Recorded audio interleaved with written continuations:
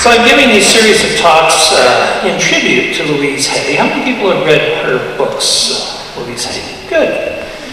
You know, too, that if you've read her books, that she really focuses on the things that directly have to become different inside of us. And one of those things is how we handle change.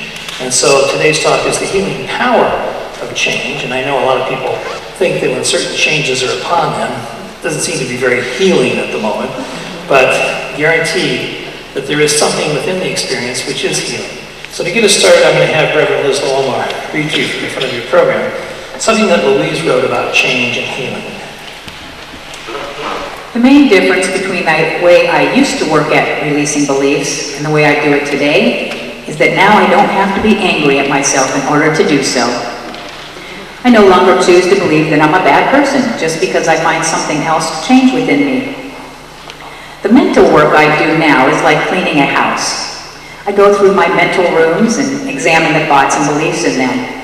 Some I love, so I polish and shine them and make them even more useful.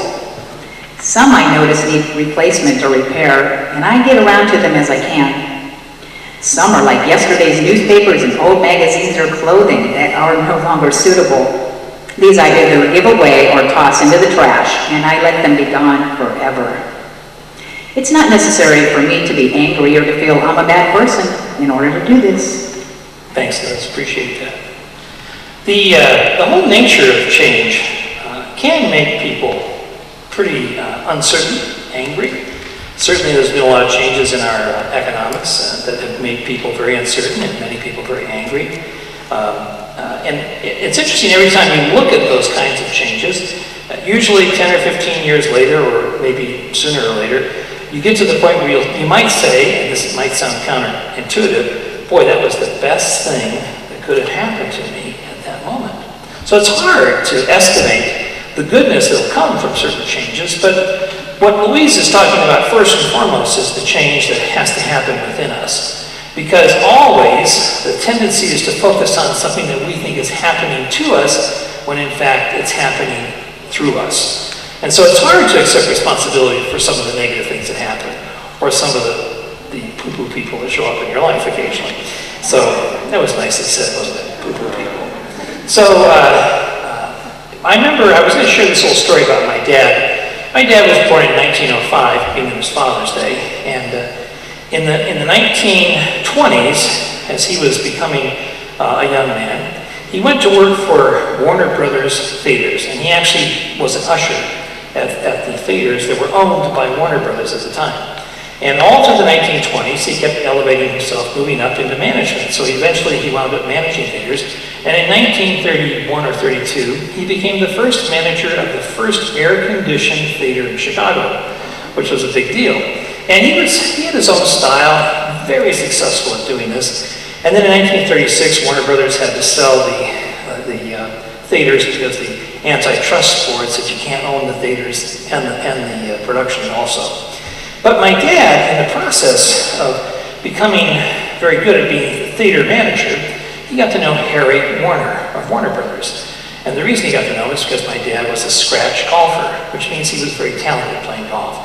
He actually could play par golf, and at one point he was thinking about turning professional, but Harry would call him in from Chicago to New York City to play in these golf tournaments, because you know when very wealthy people like the Harry Warner brothers of this world, they have golf tournaments, they call in ringers. That was what my dad was. He was a ringer because he knew he could rely upon him to really play well. And so in 1946, when I was born, my family moved to Glendale, California, left Chicago, partly in promise that my dad would get a job with Warner Brothers. Well, that was when World War II was over, and we had 500,000 soldiers coming back into the country, and so the job just disappeared. And for 2 years, he was out of work. Or shall I say, he tried to work at many different things. He tried selling encyclopedias, he tried selling mortuary plots, he tried selling real estate, he tried everything he could think of, and finally, my mother, who got a job as the attendance clerk at the junior high that I went to.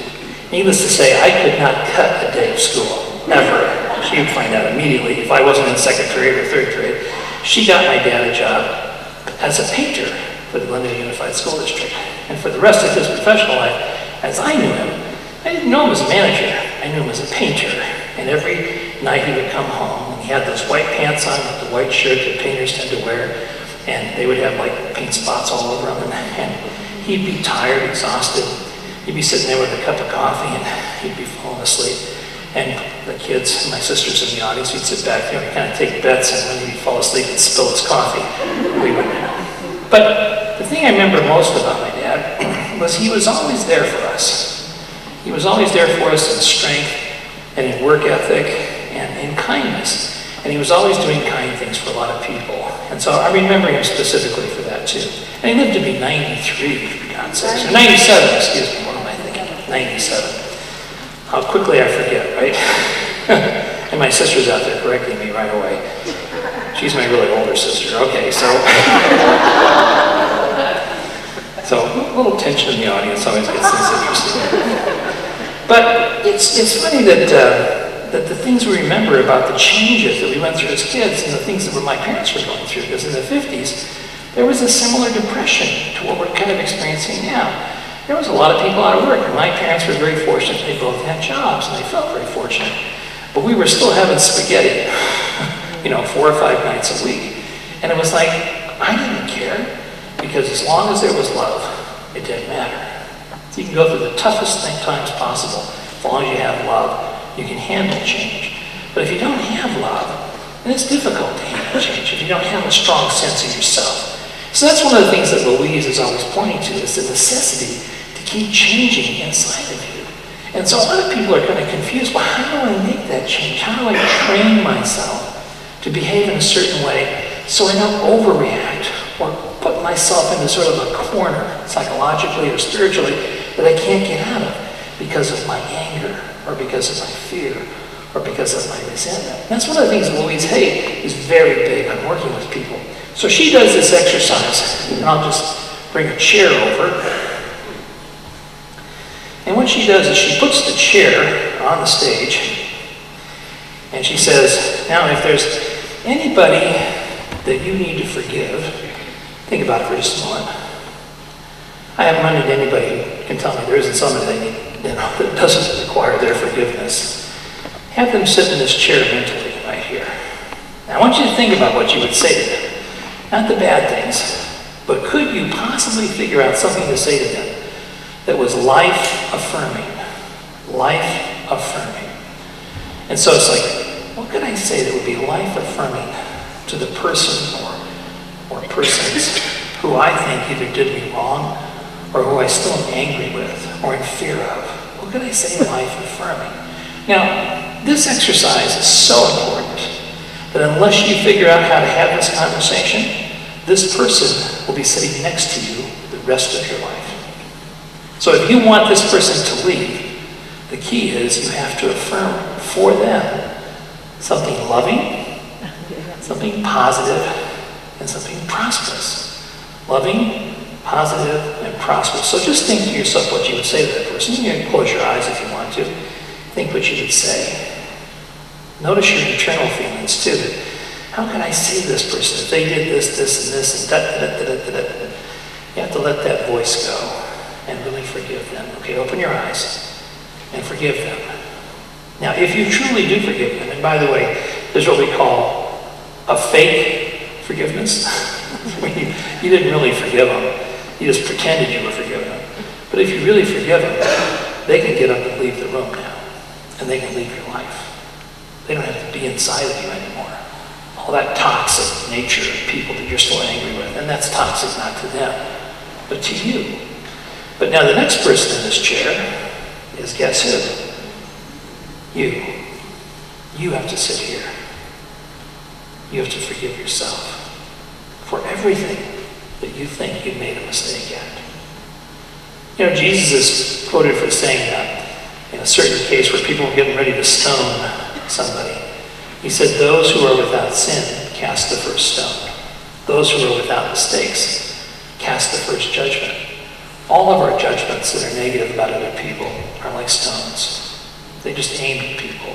And sometimes they hurt, definitely hurt. But the truth of the matter is they hurt us more than they hurt anybody else.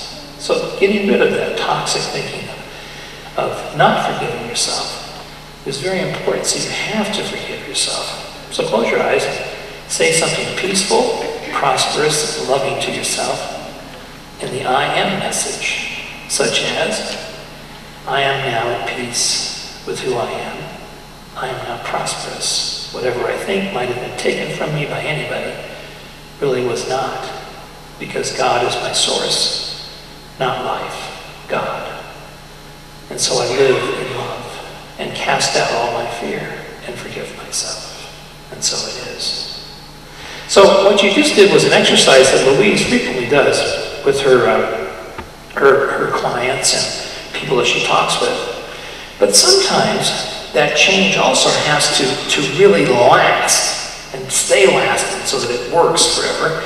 It requires a constant reminder that we remind ourselves constantly the importance of forgiveness, the importance of not living in fear but living in faith.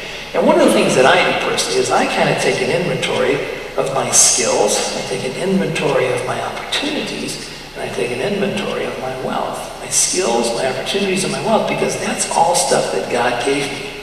God gave me my skills, God gave me opportunities to apply those skills, and God gave me wealth so I could be supported in the process. But if I take the faculties that God gave me, which includes faith, acceptance, and belief, those are faculties of my mind, and I don't apply those faculties of my mind in constructive, affirmative ways, if I don't do that constructively and affirmatively, I turn right around and I minimize my skills. Have you ever known people who can do something really well and you compliment and they go, oh, that was nothing. And they can't take a compliment. They can't say, wow, that was amazing. What a great job. What a fantastic person you are. And a lot of people just minimize their skills. They minimize their opportunities as if they didn't have any opportunities. The truth is, every moment is an opportunity to apply your skill at being peaceful. Apply your skill at being peaceful, which means that you could decide, instead of being angry today, I think I'm going to really work on being peaceful today. Now that is a conscious thing you have to do. Now, consciousness is kind of like learning how to play golf. Has anybody ever tried to learn how to play golf? How many people failed at it? A couple of you. But in your effort to play golf, you were told to just relax. And that was the last thing on your mind, because you felt so tense. Why? Because people were watching you. They were expecting you to be so amazingly good, and you just couldn't connect the ball with the club. It wouldn't work very well. But I'll tell you a little secret. Even those of us who play golf, we don't think we're doing it very well either. So there's this constant sort of self-criticism, self-putting oneself down constantly. Why? Because very few of us develop a faith of God in ourselves, the faith of God in myself. Do I really believe that God is constantly giving me blessings over and over again by giving me opportunities to practice love, to practice peace, to practice joy today? See, if you made a conscious effort to say, I'm going to be loving, peaceful, and joyful, then when you go out to play, whatever games you're playing, whatever work you're doing, would you not do a better job? Absolutely. Hands down, a much better job. So why is it that we become so hypnotized by the conditions and the people and circumstances around us that we begin to believe not in our worth, but our unworthiness or self-sacrifice instead of self-awareness? We're always feeling like we're having to give up something. How many of you had parents that were always saying that they were sacrificing for you? See? So when you had parents who were always saying they're sacrificing for you, they weren't sacrificing for you. They just didn't understand how to share in a loving, affirmative way. Because their parents probably told them they were sacrificing. So the whole sacrifice thing gets passed on from generation to generation until you come along and start affirming. Doing what? Affirm. Say that again. Affirm. Yeah, because you see, if you don't learn to affirm the positive, productive, loving things in your life, then most of your day is going to be spent in what we call negative affirmations. Where, how could I have been so stupid? Or, how about this one? Why didn't I see that coming? How many of you ever said that to yourself? Why didn't I see that coming? So like you were supposed to be aware of everything. Well, you don't see things coming because that's how you learn. You learn by handling change in a loving, productive, peaceful way. Now, some of you know that recently Patty and I had a fire at our house, and we're still living in a hotel, by the way. We're just starting now to get things put back together inside the house. They painted it this last week, and they're getting ready to install the carpeting, which is great. But I walked into the house, and the guy told me, he said, I said, well, why do you have to paint everything? He said, because there's always the smell of smoke in walls. It just becomes buried in the wall. And I couldn't smell it because I was too close to it. When there's like, you smell a fireplace, you don't smell it after a while. So the garage has yet to be painted. They're actually going to paint the garage. And they're going to clean it. And so I walked into the house, and I walked into the garage, and it smelled like a fireplace. And for the first time, I could actually smell the smoke that they were talking about. And the same thing is true with toxic beliefs. You don't feel them. You don't sense them. You don't react to them in a loving, affirmative way. You just accept that there's this negativity in the world, and it's part of a natural way of living your life. It's not natural. It's like teaching a bear to ride a bicycle. That's not natural. But you see it every day in a circus, and you think, well, there goes another bear riding a bicycle. So you think it's natural. It's not natural. It's not natural to be afraid. It's not natural to be angry. It's not natural to be resisting life. And yet, if I'm saying that right now, there's a part of you, I know for a fact, that's saying, I don't understand that because I have never known life without fear. I have never known life without anger. And there's some people that just have never known. At least a part of my life has to be spent in anger. It's just like Louise said, I don't have to get angry anymore to get going. Some people say in order to get started, I have to throw a fit. So you get angry and you throw that fit, and that's what gets you started. If you do that enough times, the only way that'll ever motivate you to get going is if you get angry at yourself.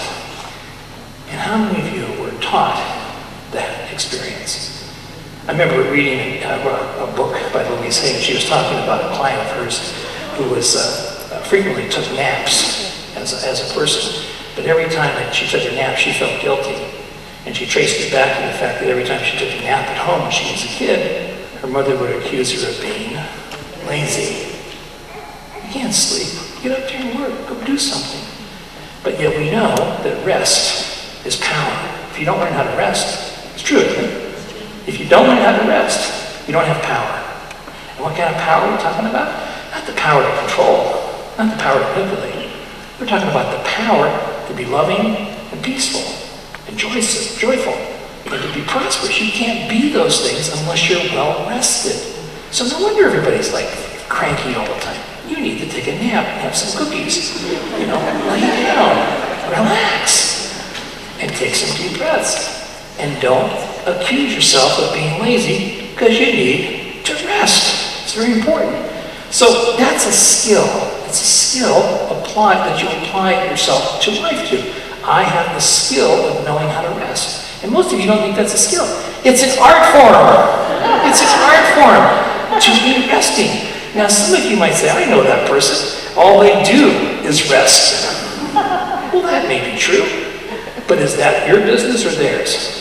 That's their business, not your business. The important thing is, do you get any rest?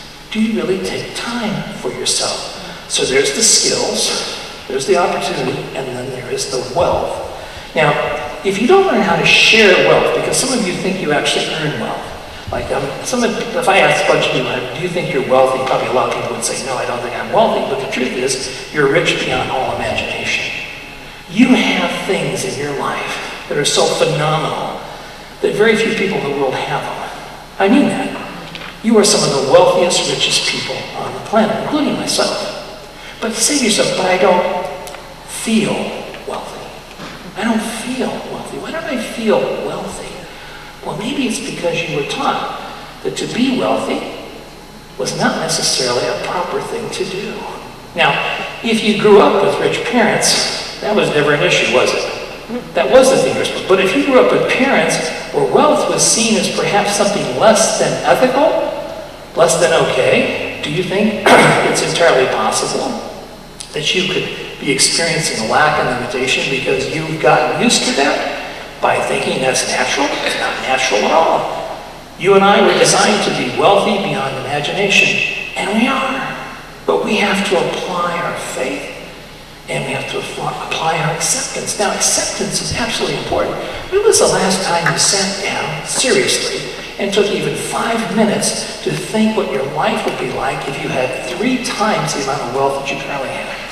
When was the last time you seriously did that? See, Louise would say, if you don't do that, you can't expect anything to arrive. Because if you don't set the intention, and if you don't have the mental equivalent set in mind, why would God supply you anything?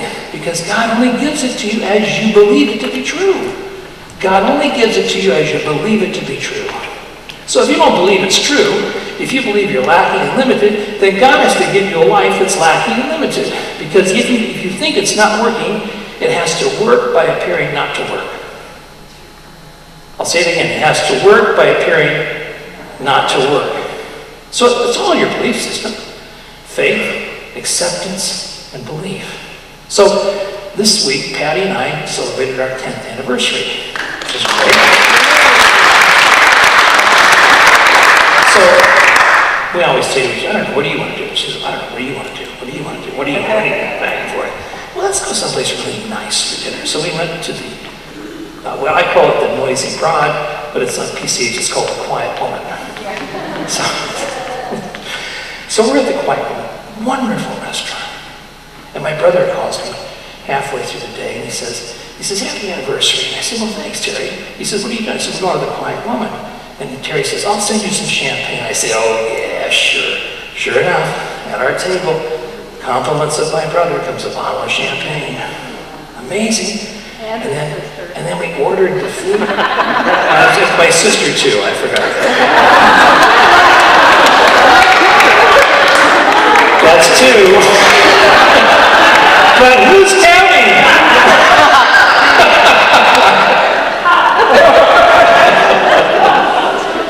So who's counting, right? And my sister and my brother, and also my brother's girlfriend, Sherry, sent that too. Compliments of all 3 of them. Thank you very much, Gil. Appreciate that. So then we're sitting there, and the bill comes. Now, the Quiet Woman is not a cheap restaurant, but the service was magnificent. So what did we do? We calculated a great tip. And with great joy, I put that, because I'm sharing the wealth back, because I'm served so beautifully. And thinking to myself, I wonder if people think of it this way when they're in church. That you receive such a fantastic meal, that your giving was easy. Now, I know we're not Christian, we're not Jewish, we're not Hindu, we're not Buddhist, we are religious scientists, which means we believe in the inclusiveness of all religion, all spirituality. But a friend of mine, J. Scott Neal, was listening to Jimmy Swaggart a couple of years ago, and he shared this with me, that Swaggart was on the radio, and he was preaching away about giving for Jesus. Well, we don't teach that. We don't give for Jesus. We live for Jesus. We don't give for Jesus. So we can't hit you with guilt or shame. So what does Swaggart do? He pulls out this thing in this wall. He says, I want you to take a look at your wallet right now. Now, I know you're looking at the 5, but Jesus is looking at the 20. One of my favorite stories. God, the nerve of him to say that, you know. But the truth of the matter is, he's attaching spiritual value to wealth. And that's a really important lesson. If you don't do that, if you don't learn how to do that, why would life serve you? Seriously, why would life serve you if you did not give back? Absolutely essential. Now, I want you to know something. I'm not doing it because I want you to give us more money. I want you to learn how to share. Share that wealth, because you have wealth. You've been blessed with wealth. But if you can't see it, it's because you haven't accepted it. When you accept it as yours, it flows right to you. But it flows in ways that you can't imagine. Because that's what God, that's why it says it's a mystery. It's a mystery how all the goodness comes together. And so when it comes together, it means that everything gets done. And one thing I've learned about patience, just have a fire in your house and see how long it takes to fix things. We've been out of our house now for 7 weeks. Longer than I ever anticipated. The house could have been fixed fine in about a week. But every step of the way has a different process. And what am I thinking? I'm thinking like I'm not grateful because it's all getting put back together, because it is. So is everything in your life being put back together. Why am I or you so impatient? Why are you so impatient? It's because you have little faith, you have little acceptance, you have little belief, And because you're not applying the skill of love and peace, you're not taking the opportunity to apply love and peace to your friends, and you're not sharing your love. All those things matter, and I'm not talking to you. I'm talking to me. I'm sitting in that chair right now reminding myself of the truth, and that's the truth. You've got to take care of life by living in love with God and serving and using the skills you've been given with peace, not anger. Just make a commitment to yourself this week. I refuse to live one more day in anger. Say that. I refuse to live one more day in anger. And if you catch yourself in anger, you say, wait, do that. Wait. I promised Dr. Jim I would not live my life in anger this week. I'm going to live it in peace.